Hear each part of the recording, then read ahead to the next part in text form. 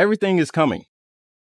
Everything within reality as we are shaping it is absolutely on the way. I like to envision the universe as a factory. It's like a huge factory, and the things that you're constantly sowing the seeds for, right? It's like part plant, part factory. It's a plant factory, you feel me? Like you got to plant the seed, and then inside the ground, it's like an internal factory. It's like IKEA, it's putting everything together. It's putting like you say you want the Bugatti or something, like it's got to put the screws in, it got to put the wheels on there, you got to get the door, the window, the windshield, the engine. It takes time for that stuff, right? Which is why like a lot of people say visualization is key. You got to be able to see it for it to be part of your reality. If you want to truly bring stuff into your reality, it's important and imperative that you have an actual visualization for it. It's good we got the internet, right? You could just, type in what a mansion looks like, what a yacht looks like, and then like you can visualize yourself on there. And I think the more we do this on top of like journaling down what we want, the sooner the stuff comes, because a lot of people think it's like, it takes months or it takes years. And,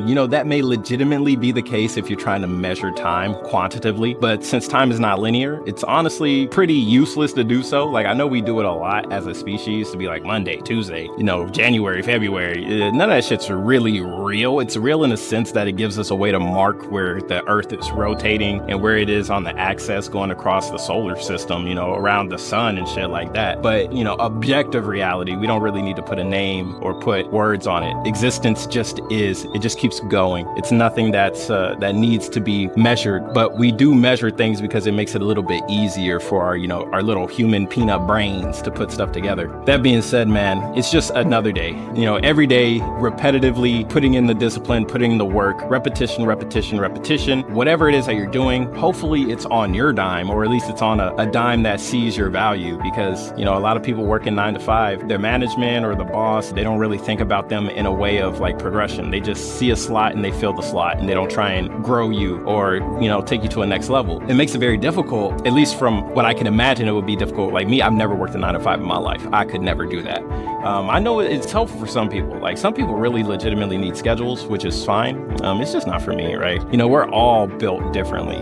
When you look at anthropology, when you look at humanity, as we have grown as a species, like Homo sapiens, it's deeper than just Monday, Tuesday, Wednesday, Thursday, Friday, get a paycheck. You need to truly take some time within yourself. And then it's important to try and look at things from like the farthest perspective of like, what is humanity? Some people say, we're from a different, star cluster, and we come from all these different things, which is possibly true, but if we were just trying to break it down to like the simplest level, you're a human being. You're somebody that grows, and you grow and grow and grow until you start aging, and then you eventually age out until you die. Or, unfortunately, some people die before it's their time, or technically speaking, I guess their time was already written. Like they say in war, there's no reason to be scared of getting shot and killed, because if you're going to get shot and killed, the bullet has your name on it, and you're not going to see it coming. So you're not going to see when it takes you out. So there's no point in being scared of life. There's no point of being afraid of what's coming or what's happening around you. What you should do is, like, if you see that fear, you should embrace that fear, and you should say, yeah, I'm scared, but I also don't care. I'm willing and ready to go as far as I can, no matter what, and nothing's gonna stop me. And you're gonna have to kill me if you're gonna try and stop me. And that's just the energy you have to move with, because there's a lot of things out here that are legitimately not in your benefit. They want to keep you asleep. So you just keep working for their benefit. They like to call us the goyim. They call us like lesser, bro, there's a lot of goyim out here. And as soon as the goyim get their shit together, hopefully, I would love for us to all get our shit together. Everybody could work together, right? There's some people that legitimately love working. They're workaholics. They love working. What if we could work for society in the things that we actually specialize in? Like, I'm sure there's somebody out there that could have been a great politician, that could have put some amazing laws in place into many different cities, countries, cultures, and changed the world. But they spawned in as a farmer in the middle of Ethiopia, and now they're farming instead of being a politician that's changing lives. A lot of life could change if, instead of where you're born at being the deciding factor of what you get to do in life, you get equal opportunity to do so, which unfortunately ain't possible with the current circumstances of the world that's going on. And I really wish it wasn't like that. I wish more people could get opportunity to do something, especially if they're willing and able and they want to do something amazing, right? There's a lot of kids that I've met I use the word kids loosely. Like I use the word kid from the ages of like 4 to about 22. Like 4 to 22 in my eyes, it's like, yeah, you know, you're still a kid. Like I get it. Sure, you might pay bills, but paying bills doesn't mean, you know, you're already grown. Like you're fully grown around like 24. You really are growing into that more adult version of yourself. At least that's what I've